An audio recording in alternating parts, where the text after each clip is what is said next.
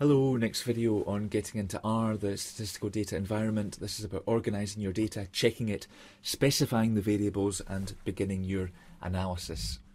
This is where we left off last time with a saved.r data file and a script called my_script.r. So to get back into the session that you were previously in, double click .r data. Just need to resize this to the video window. So this is the script that's up on the site that you can download. This shows everything that we did last time. A script-based environment is advantageous because you have a record of everything you've done. So here's where we brought the data in from the CSV file, which in theory should never change. We can control R that again. Check using ls, open bracket, close brackets, what's in the environment. We have one object called data. A summary of data shows that we have a patient ID, age, gender, whether the hernia was recurrent, laparoscopic, and what the pain score was.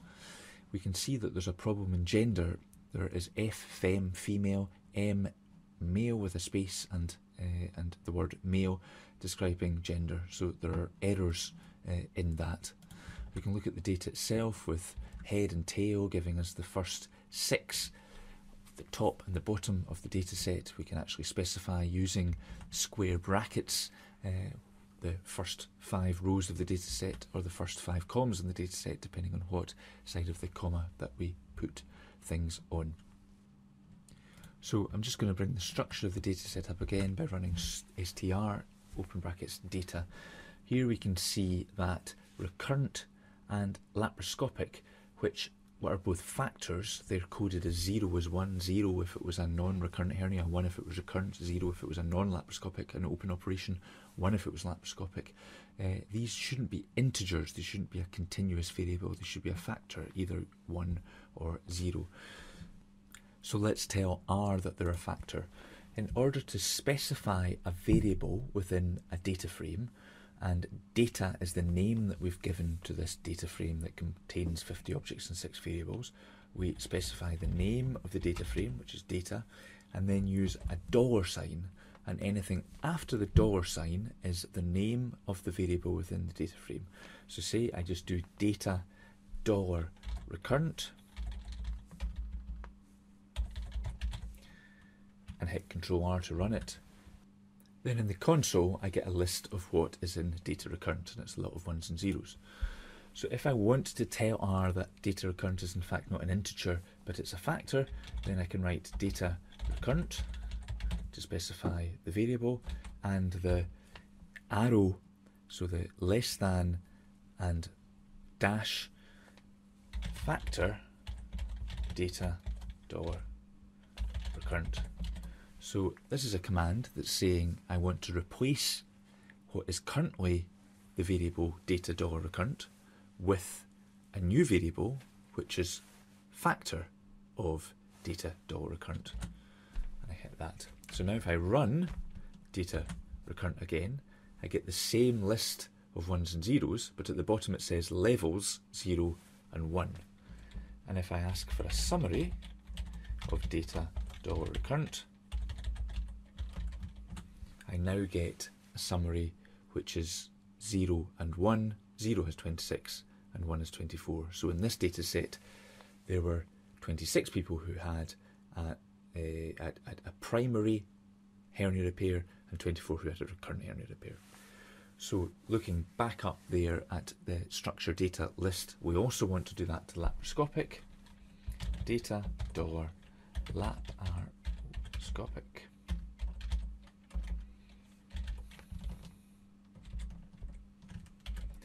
And we want that to be factor, and just check. And again we have 21 cases that were open procedures and 29 cases which were laparoscopic. Let's just run structure data again to see where we are. So now we can see that recurrent and laparoscopic are specified as a factor, pain score is a number, age is an integer, and the patient ID is an integer. Let's just look at gender again. Summary, data is the data frame, $, gender is the variable. So we can see there's a problem here. Gender is specified as being F for 19 cases, femme for 1 case, female for 3, etc., etc. So it's all over the place. So we want to change those factor levels within gender so that they're all the same. And what we're going to do is make them all either F or M. The way we do that is by using the square bracket. Anytime we use a square bracket, it's specifying a subset within anything before the square bracket. So if I write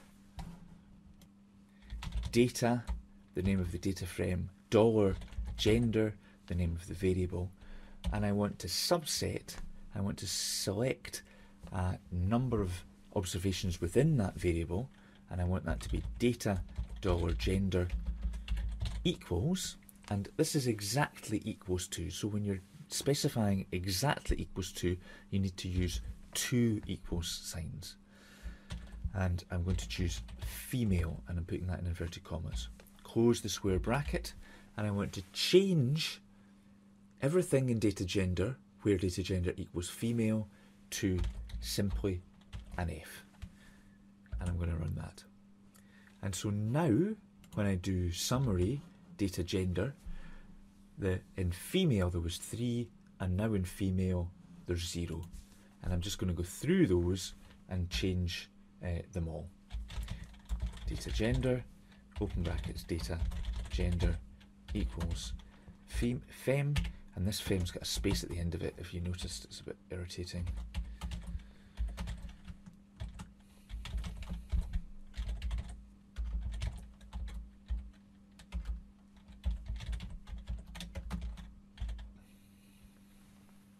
So I've done them all, and I run summary data gender again, and I find I've still got this one missing one, and then 23 in female, none in femme, none in female, 26 in M, none in this funny male, and this funny male.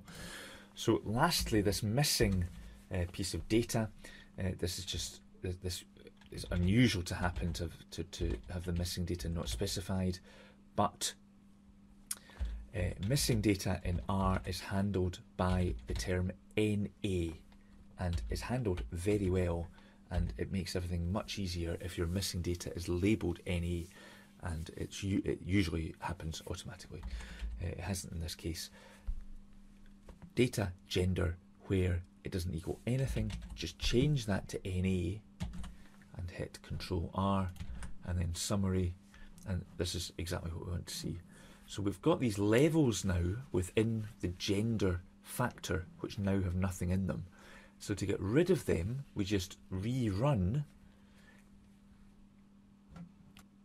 the command specifying factor, data $gender into data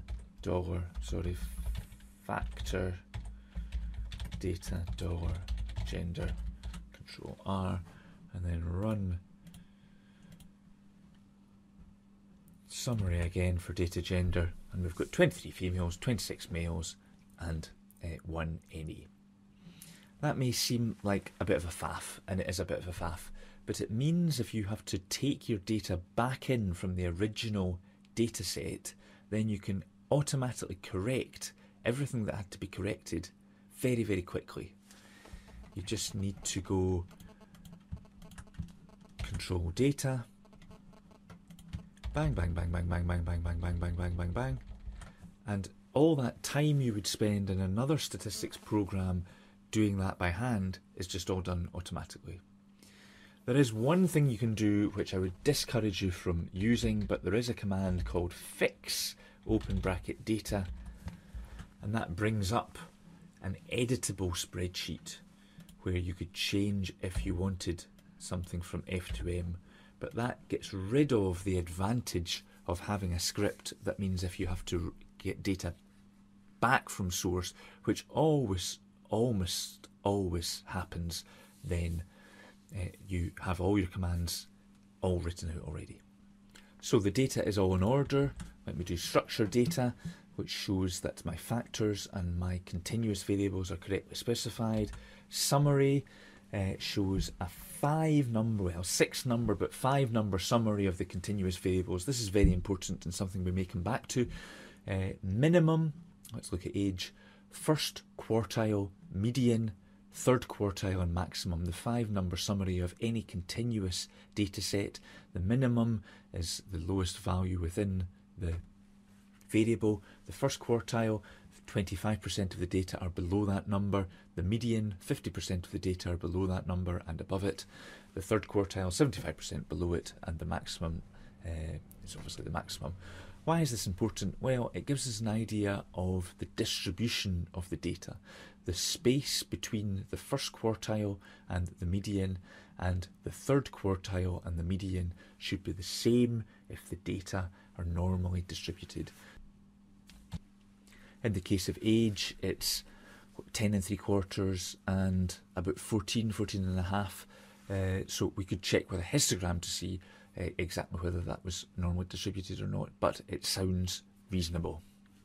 So lastly here, I'll show you how to look at groups within the data.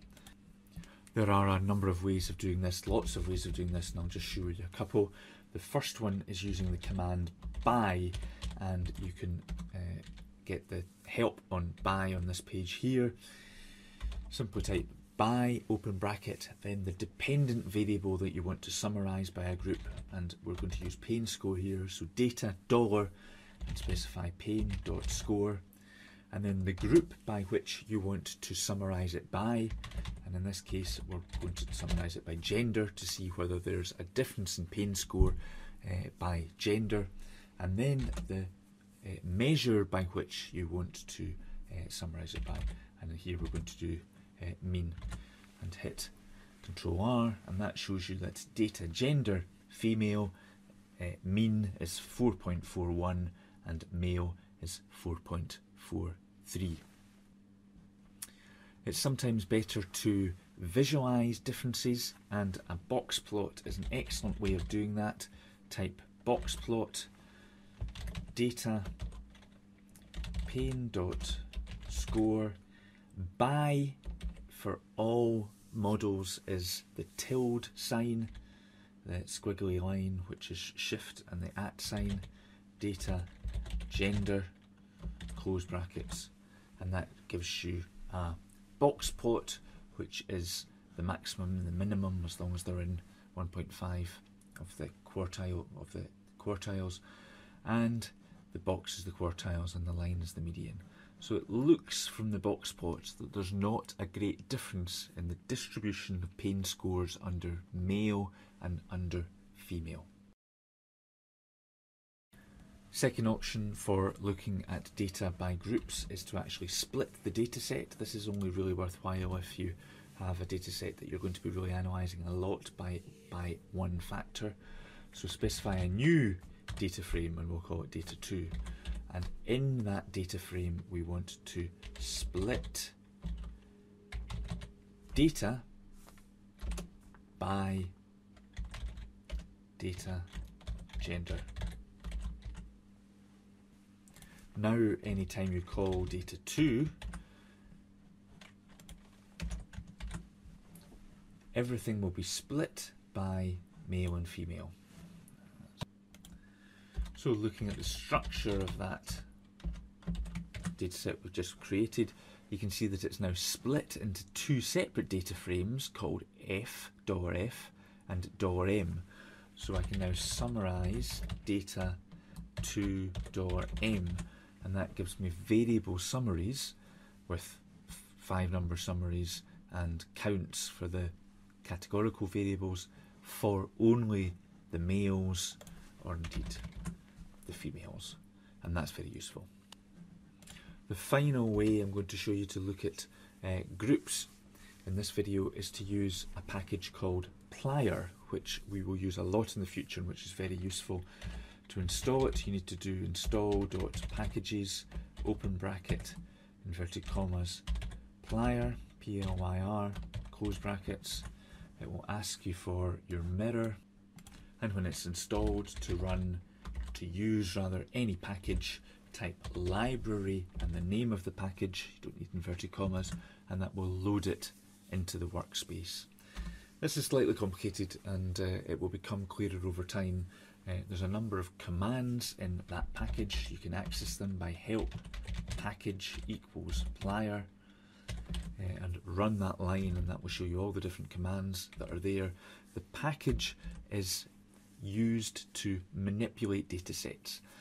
It's used to split them up, to change what you've split up, to apply a function to them, and then to combine them back together again. And this turns out to be a very important method in data analysis. The line, which I won't explain the details of it, but will become more familiar over time, is ddply. That just means we're taking a data frame and we want a data frame at the end.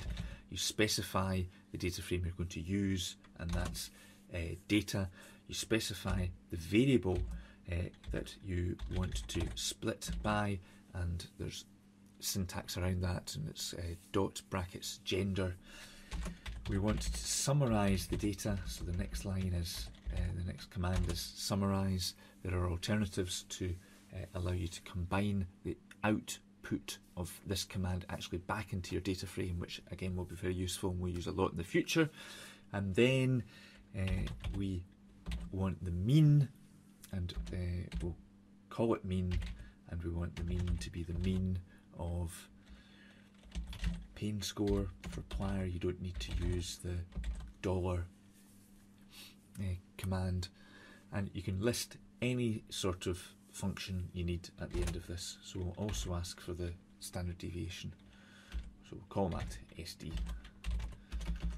mean dot, pain dot score, bracket, and run that, and that gives us a wee data frame there, which shows us the mean of gender is 4.41, etc., and the standard deviation is that. And that is a very flexible way to analyse that data frame. It seems complicated, it is complicated, but it becomes very straightforward to use. It becomes very easy to apply to large data sets, and it's absolutely essential. Okay, that's us for today. Thanks very much.